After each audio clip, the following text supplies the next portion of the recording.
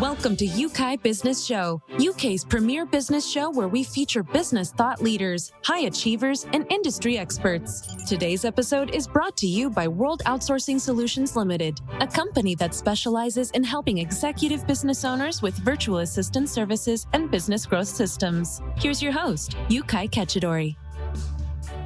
Hi guys, welcome back to another very special episode, and today I'm joined on the show by a dear friend, Robert Farrington, who has been helping business owners for the last 11 years. Robert, thank you so much for joining us on the show. Hey, thanks for having me. I'm excited to be here. Awesome. Let me ask you a question. Are you worried about what's going on in the world today, or what you're going to be doing when all this craziness passes? Whether you are concerned about money and how to manage it very well, today my guest is going to show you the easiest ways of doing that. Robert, I know you are a busy guy, but you have spent some time to talk to our audience here today, and I truly appreciate that. Hey, thanks so much. I'm excited. I just love talking about this stuff. Awesome. Now, for those who are yet to come across your work and want to know who is Robert, tell us in a snapshot of who is Robert and what you're about. Yeah, so I am the founder of thecollegeinvestor.com, and I have been doing this for over a decade, and it is all about helping people get out of student loan debt so they can start investing and building wealth for the future. And a lot of this comes from my personal story of this was just a side hustle, a side gig that I started after college because I wanted to share people with my thoughts on money and investing and wealth building. But we, at least in America here, we have this struggle with student loan debt. And I personally had this battle. I had $42,000 in student loans when I graduated. And some of my friends were like, I love your stuff on investing. I love your stuff on building wealth, but I have all this debt. And me too. So I really started transforming my message and helping people understand, how do we get out of debt? How do we do it effectively? And that way we can start investing and building wealth as early as possible. And that's been my mission over the last decade. Incredible. And you run a great podcast, and you've got an amazing blog with over 3 million people viewing the work that you're doing, which is outstanding. What makes people keep coming to the work that you're doing, Robert? Well, sadly, I just think, so few people know how to handle their money, and we don't teach this in schools. Typically money is something you learn from experience. Right? It's something that you've Yes. seen growing up. It's something that you've experienced growing up, and you might have not had the right influences in your life. And that's normal. And so why do people keep coming to my site is because they're looking for this information. People are seeking it out. Maybe they've hit a hard spot, or they're looking for a better answer or solution. And that's where we're here to help. And hopefully we have the best information possible to get people on their path to a better financial future. Awesome. I love that. And you've had some amazing stories of when you help some individuals and years later coming back to you and say, you know what, that advice you gave us truly transformed us. Share with my audience a little bit about that. Yeah, that's what's so hard is, getting out of debt is not an instant thing. Like, we can't just wave a magic wand and all of a sudden all your debt's gone, right? It takes creating a plan, and it takes work, and then it takes time. And so since I've been doing this for a decade, I have seen some great success stories. Some people early on where I coached them, got them on a plan. But the hard part is sometimes you never know what people are going to do with those plans, right? Because that they disappear, I'm doing my thing. But I've definitely had a few success stories. I had one gentleman that had about $60,000 in student loan debt and just reached out to me about a year ago. And he's like, dude, I took your advice. I laid it all out. I budgeted, I planned, and I am debt-free $60,000. And he did it in about 5 years. And he did it by side hustling. He did it by earning more money. He did it, through a lot of different tactics. But it's possible. It's very doable, and it just takes time and effort. And I find that the most rewarding when people reach back out and they're like, I did it, because It's great to celebrate those successes. Yes. What I love about those stories is the concepts and the what you teach, on your blogs truly works because other people are getting results from it. Now, let's dive in and help those people who are struggling maybe with debt right now in the middle of the pandemic. Let's talk about the basics of how to get started making your way out of debt. Yeah, well, the basics might sound a little different than what you hear, but it's get organized. Right. Because personal finance is personal.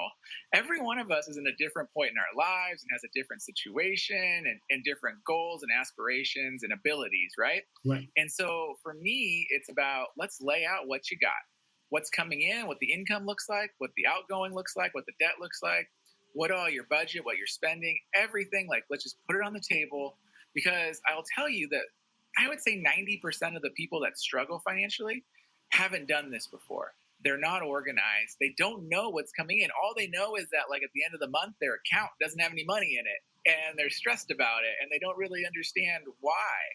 And so for me, it's about laying everything on the table, because then we can decide what levers to pull. Because all of us will have different things. Like, maybe someone wants to go out and get a second job. Maybe, though, they want to cut their expenses down to nothing and live extremely frugally. But, these are personal choices. And once again, like, I can't tell you what's right or wrong for your situation. But when you have everything laid out on the table, we can create an action plan of what the next step would be. So the basics is get organized with your money. Indeed, from personal experience, it was only after I had to do exactly that I started seeing where my money is going. In fact, I was shocked that I was on certain subscriptions, even in business, that I didn't need. I had stopped needing their services for a long time. But I can tell you, it wasn't an easy thing for me to do when I did that exercise. What has been your experience with some of your customers? 100% that. And I would say business owners are the worst. Business owners have so many subscriptions and software, because I feel like as a business owner, you sign up for services and trials and different things, and you're exploring, or you pivot and you don't realize that things were set up for annual billing, right? Correct. And so, like, you haven't paid anything, and then all of a sudden a year later you get hit with a charge and you're like, what is this? So for most people, it's exactly what you described. It's eye-opening, because then you can make those personal choices. And I find that, a lot of people choose a balanced approach. So once you lay everything on the table and you know how much you need to get, let's just say your budget is a negative $200 a month, right? Like, that's what your shortfall is. Well, maybe we can close that gap by you work a little more and get some overtime. But you could also maybe cut out the subscription, maybe cut the Netflix, maybe you eat out a few times less per month, or you buy something a little less every single month. So it's like, once you lay everything on the table, it's not necessarily as scary as it ends up you think it is. Now, every rare case, there is some scary ones, but most people have a very small gap they're trying to close. And through a few small decisions that change it, they're suddenly moving from the negative to the positive every single month. Absolutely, man. The benefits of just doing that exercise, that alone, you can begin to see where your money is going. And if you can see it clearly, you can change it effectively, because there are no surprises there. Yep. And that's the thing. And it's important to figure out the style that works for you too. So once again, personal finance is personal. I'm personally a tech guy. So when it comes to organizing my finances, I like the apps. I like to have all my money on my smartphone. I like to see it all. But that's my style, and that's not everybody's. And the thing is when you get organized, you need to do it in a way that works for you. Maybe you're a pen and paper type person and you need to write it all down on a calendar or in a notebook. Or maybe you're an Excel spreadsheet guru and you want to lay it all out in a spreadsheet. Like, the trick is find the method though that works for you, because if you try to do something that doesn't work for you, you're going to give up on it. You're not going to follow through, and you're not going to see the results. So as you're doing this exercise too, figure out a way to do it in your own personal style. Incredible. Absolutely incredible. So for those who may be perhaps struggling with doing this, are there any tools, you mentioned apps, that you would recommend at this stage? There are. I mean, there's so many apps out there. And so this is where it's like explore, you can go to Mint, Personal Capital, You Need a Budget.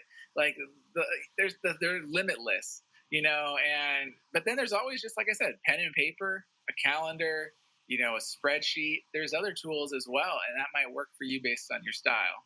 Yes, awesome. Let's talk about the mistakes that you probably have come across, that business owners who have understood this very first step and they now want to take action, but for some reason they make mistakes. Share some light on those mistakes. We all make mistakes. I mean, that's just part of life, right? So I would say don't be afraid to try something and make a mistake. But the real thing is, if you're organized, check in with yourself every month. Check in with yourself every 2 weeks. Get a routine around that. Right. And then as you go on a trajectory, if it's not working, you can course correct. But by doing the exercise every month, by checking in on your budgets every single month, you can see what's working, what's not working. And I'd say business owners 100% this, because business owners have two sets of books, right? Yes. You have your personal financial situation, and then you have your business financial situation. Yeah. And first off, if you're not considering them as two separate things, you need to start, because too many business owners put them all into one pie and they mix all the money up, right? And that's terrible. Do not do that. You need to have a clean balance sheet on your business with clean income, expenses. Understand those levers, and you have to understand your personal income, expenses, and those levers as well. But try something, and if it doesn't work, check in with yourself and try again. I think the one benefit that business owners have is most business owners, right, are very self-motivated. They're accountable to themselves. It's one of the great things about being a business owner. There's no one else in this world that's going to be your boss. It's you, right? And so be your own boss, be accountable to yourself, and check in with your money every single month and course correct as needed. Robert, when I was starting out, I had such a difficult with this, and I have to admit, but what I did had to have my personal assistant hold me accountable. So every single Monday, I remember when I got started, at 10 o'clock, I had this accountability time with her. So she would say, this is what we spend, this is what we are doing, this is where we are going. And it was in my diary, so there was no way I could escape that accountability time when it comes to my finances. And again, for you, if you are listening, you may want to consider doing that. What's your view on that, having an external person or somebody out there to hold you accountable? Oh, I think it's a solid idea. If you need that external control, an accountant, a bookkeeper, your assistant, whatever that looks like, or like you said, setting up weekly meetings to review it. Because, we all start businesses for different reasons, but there's one goal at the end of the day, is to make money, right? If you had no reason to make money, I'd say 99% of business owners probably wouldn't start their ideas. There's definitely the 1% that might do something, but you're here. And if you don't make money, everything's going to fail. You can't pay the people you want to pay. You can't achieve the goals you want to achieve. So you got to go back to this. Like, you're in this to make money. So understand if you're making money or not making money. Indeed, absolutely. Let's talk about the mindset. Robert, a lot of people think, it is going to be a quick fix. Earlier on, we mentioned that it might not be. What is the perfect mindset for anyone who maybe is struggling right now that you've seen in your journey of helping customers that will guarantee, on some level, that they have success? I mean, mindset is the hardest. Like you said, these are not short-term, instant gratification type things. Especially, I feel like it's even worse today because of social media. Like, we want that instant gratification. Like, we want to do a budget one time and then somehow that fixes our whole debt situation, right? But I think the big key here is to set up small, short-term goals on how you're going to achieve things, right? So when it comes to paying off debt, one of the things that I really like to do is it's the debt avalanche. I don't know if you're familiar with that, but it's where when you're looking at all your debt, you start paying off the smallest balance first. Right. Okay. Maybe you have a credit card or something with $200, $500 on it. You pay that off first, because that will give you a psychological win. Yes. And it'll keep you motivated to get to the next debt, and to the next debt, and to the next debt until you're all done. And so things like that are very helpful. Like, another thing is going through and cutting some subscriptions.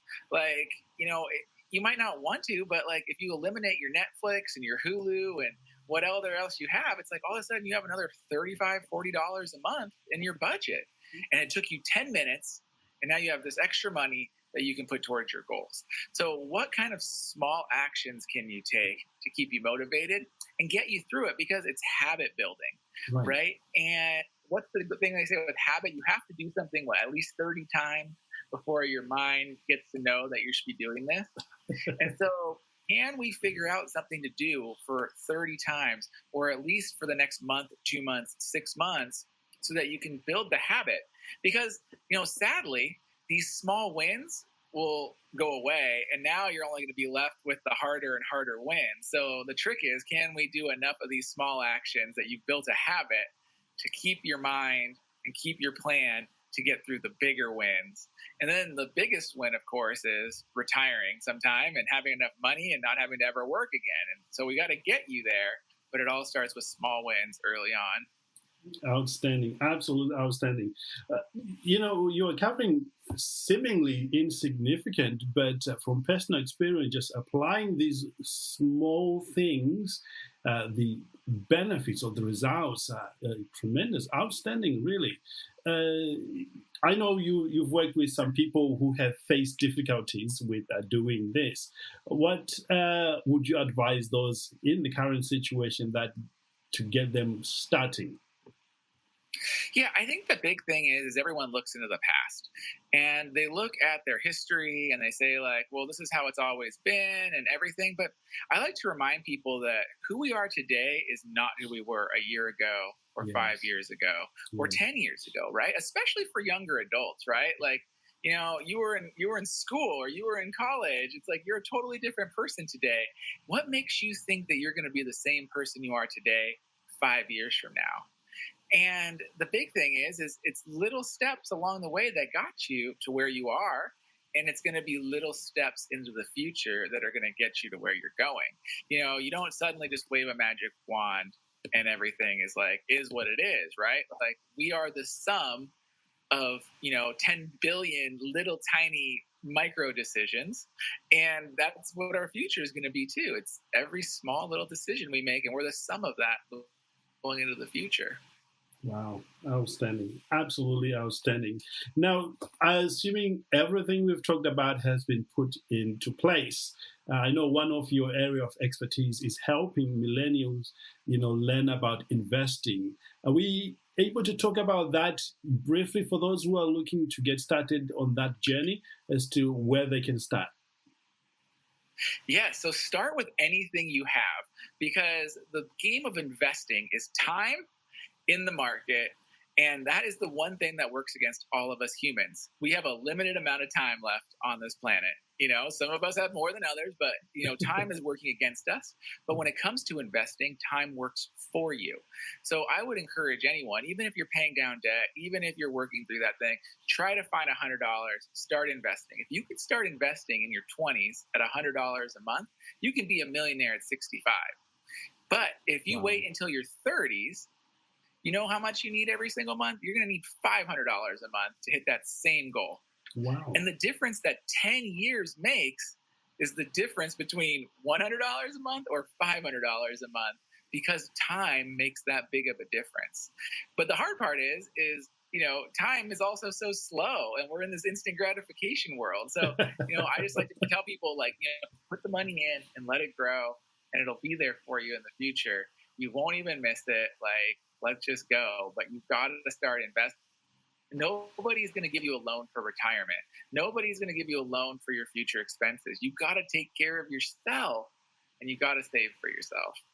Absolutely. And now is the best time to get started if you haven't started already. Yep. Well, one of my favorite quotes is actually a Chinese proverb, but it's the best time to plant a tree was 20 years ago, and the second best time is today. Right? Because we all wish we could go back in time and plant this tree, but you plant it today, and 20 years from now, you're going to have a great, huge tree, right? And that you can live off of it. And that's why I think it's so important. Just start. Absolutely. Just start. Just start. What else can we say? Just start. And for those who want to learn more about this, getting started, where can they find you, Robert? Yeah, you can go to thecollegeinvestor.com and read any of this about getting out of debt or investing. We also have a podcast called The College Investor Audio Show, where we take our best content and turn it into audio format for you. Outstanding, outstanding. We always want to finish talking about you as a business owner. Some people like me learn from watching and listening to others. How do you run your business? How do you deal with struggles? How do you deal with what seemingly to be a new roadblock? Talk to us about your journey, so to speak. Yeah. So, I mean, the College Investor for me started as a side hustle anyway. So Yes. I worked full time while running this and, creating this content. And that I think gave me a lot of skills. So some of the biggest things for me is just being organized and also taking everything with a grain of salt. So I'm very diligent. I'm very organized. I use Asana as my favorite tool. I lay out all my content. I have my team that works through that. But you always have to be flexible, have a grain of salt with things, because you know what? Things don't always work out as you expect them to, or sometimes it's you. Sometimes like this is just not going to be for you today. So one thing that I'm always about too is giving yourself a buffer. I like to schedule things way in advance. I like to plan things way in advance because, we all wake up in the morning and we're like, no, I can't do this today. But you still want to hit your goals, right? So, at the same time, like you got to give yourself the grace to hit your goals. So, Yes. Between working full time and creating this, it kind of gave me this synergy of understanding on how to get organized, but also understanding how to give myself grace in terms of hitting goals and being accountable to myself. Incredible, absolutely incredible. And how do you deal with seemingly big struggles that comes our way as business owners? Two things. One, I talk a lot with my wife, or I have my mentors and mastermind group that I speak with, bounce ideas off of, Yes. things like that. And then it comes down to planning. It comes down to creating a plan, working through all the options, working with my team on it. But then also, like I said, giving myself grace when things don't go as expected. So I plan really far in advance, at least 1 to 2 quarters in advance of things we want to do and initiatives we want to get done, so that timelines can be flexible, goals can fluctuate as we encounter roadblocks, or things interrupt things, or a pandemic happens, who knows, right? But you got to be flexible too. So that's the one thing, is the more time you give yourself, the more flexible you can be. You can flip goals around, you can flip things around and change it up. Yes, I like the flexibility, absolutely. If somebody was going to ask you, Robert, and say, knowing what you know now as a business owner, running your business last 11 years, helping, a lot of people, knowing what you know now, if we were to get started all over again, what would you do different, to maybe scale fast or to have that balance of life and success? Yeah, I mean, I think my number one thing is to network with others in your industry. Awesome. So my story, I started side hustling this, and I didn't make any money or really see any growth for about a year and a half. I was just me writing into the internet, and nothing was really coming of it, right? Right. The game-changing moment for me was when I connected online with other bloggers in the personal finance community. And, it was through social media, like sharing content. And then I found there was a forum with other bloggers there, a little more than personal finance, but other people that were blogging. And just learning, interacting, sharing, that started really helping me grow. I learned how to be a better, business owner. I helped others who in turn shared my content and got, helped out. And I built friends, I built connections. Some of those people I'm still friends with today, a decade later. And I would say that networking just continued to evolve. I went to conferences, I connected with others in person, just started building a network. And that has been the biggest game changer for me. And if I could do everything over again, or if you're starting out, connect with others, because, they know what's going on and you're the new guy, but you can also bring insights to them. And, it all can be very mutually beneficial. I think too many people go into things with a scarcity mindset where everyone's competing and it's just like cutthroat. But the reality is it's abundant. We're all here to help each other. I always joke in the money space, there's probably 10,000 people writing podcasts, whatever, about money, right? Right. But yet, look at the world. Like everyone's still struggling with debt. Everyone's still having these issues. So clearly there's room for more people because people are not getting the message. And how can we do that better? So abundance, networking, and connecting with others. And that's huge. Outstanding. Well, once again, man, thank you so much for sharing, your knowledge and your experience as a business owner with my audience here. Truly appreciate that. Oh, well, thank you so much. This has been fun. Awesome. There you have it, guys. If you want to learn more, just click the link below or reach out to Robert. Actually, Robert, where can they find you? You can go to thecollegeinvestor.com, or if you love listening to podcasts, like I'm sure you do, you can find the College Investor audio show on your favorite podcasting platform. Outstanding. Also, you can join our community over there where we'll be answering so many questions that you may have. And with that said, thanks again for joining us, and I look forward to spending another college time with you very, very soon. And goodbye for now. Thank you for listening to Yeukai Business Show. We will be back to bring you more episodes with success stories and advice straight from the experts. Want more? Check out www.yukaibusinessshow.com. Get your free trial of our virtual assistant service today. Just visit www.worldoutsourcingsolutions.com. Quote WOS18 or send us an email at support@worldoutsourcingsolutions.com.